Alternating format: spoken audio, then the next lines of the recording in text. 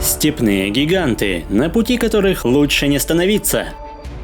Они быстры, ловки и невероятно вспыльчивы. Лишь один хищник способен бросить им вызов, но нападение далеко не всегда означает победу. Привет, друзья! Вы на канале Время с пользой, и герои сегодняшнего выпуска – воплощение истинной силы – величественные бизоны. Не забывайте подписываться на канал в Яндекс.Дзене, ссылка будет в описании. Бизоны – крупнейшее животное Северной Америки. При 2-метровой высоте и длине тела до 3,5 метров они могут весить свыше 1000 килограмм, что в совокупности с изогнутыми рогами и невероятной силой делает их чрезвычайно опасными. Тем не менее, это травоядное животное, которым ежедневно нужно около 20 килограмм пищи, и чтобы прокормить себя, они вынуждены скитаться в поисках сочной травы до 12 часов в сутки.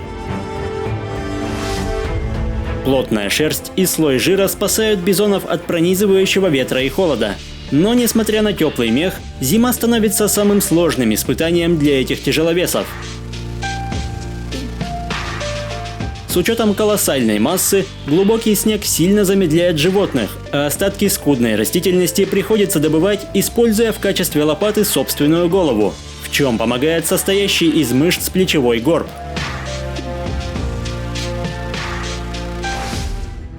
Помимо глубокого снега, особую опасность таят реки. Из-за течения толщина льда неравномерна. Каждая переправа сравнима с минным полем. Один неверный шаг, и гигант попадает в ловушку, выбраться из которой стоит невероятных усилий. Спасительная кромка постоянно ломается под тяжестью копыт, и в панике бизон моментально расходует драгоценные силы. Члены стада пытаются прийти на помощь, но тем самым рискуют оказаться в подобном положении, и им остается лишь наблюдать. Счет идет на секунды. Животное быстро слабеет, а ледяная вода сковывает движение, поэтому у бедняги не остается шансов выбраться.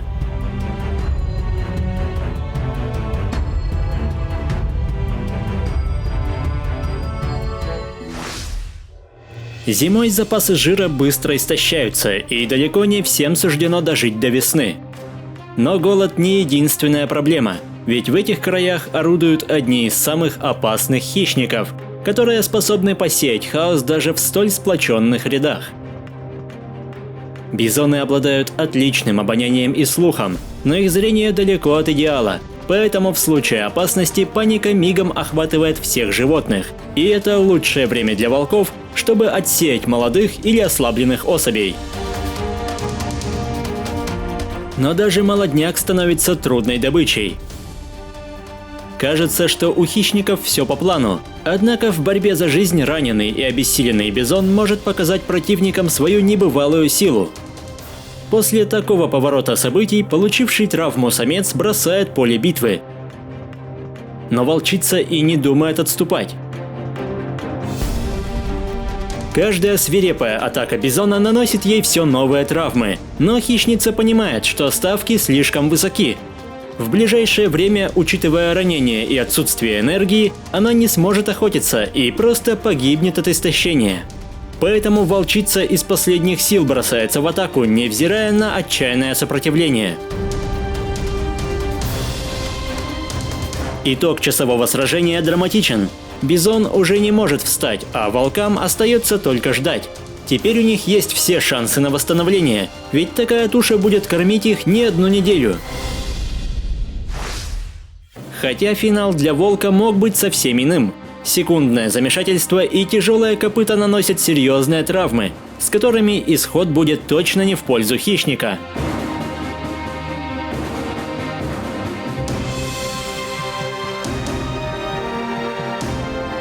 С самого рождения телятам приходится преодолевать взрослые испытания. Порой они оказываются слишком сложными и ведут к печальным последствиям. Течение сносит несчастного малыша все дальше от матери. Хотя ему удалось выжить, Пока это вряд ли можно назвать спасением, ведь подобная ситуация становится настоящим подарком для голодного волка-одиночки. Хищник не собирается церемониться с добычей, но почти с самого появления на свет теленок обладает навыками защиты. Он вырывается и даже пытается атаковать, однако волк уже почуял запах наживы, и его хватка становится все сильнее. Лишь потрясающая воля к жизни помогает теленку все еще держаться на ногах. Кажется, спасти его может лишь чудо, которым и становится внезапное возвращение матери. Планы волка моментально рушатся. Самое время, чтобы дать сдачи. Теперь, когда семья воссоединилась, у охотника нет никаких шансов.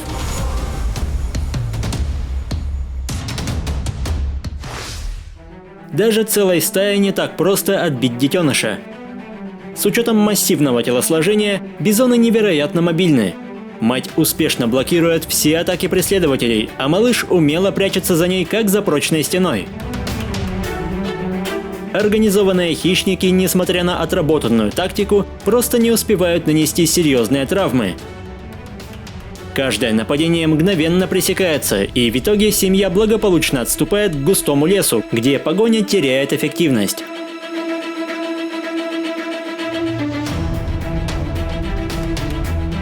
Взрослые и здоровые животные зачастую не по зубам даже опытной стаи.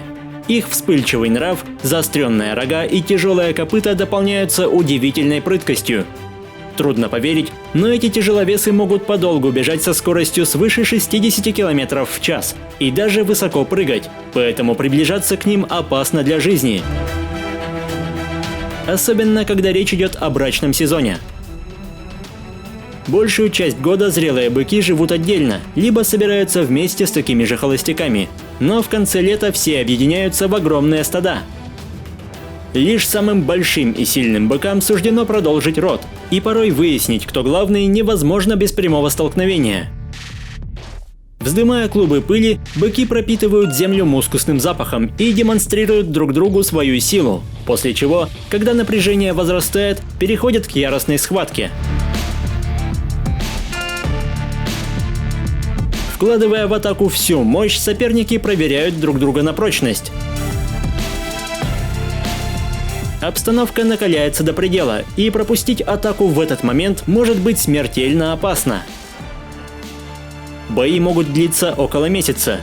За это время доминантные самцы почти не едят и теряют значительную часть своего веса.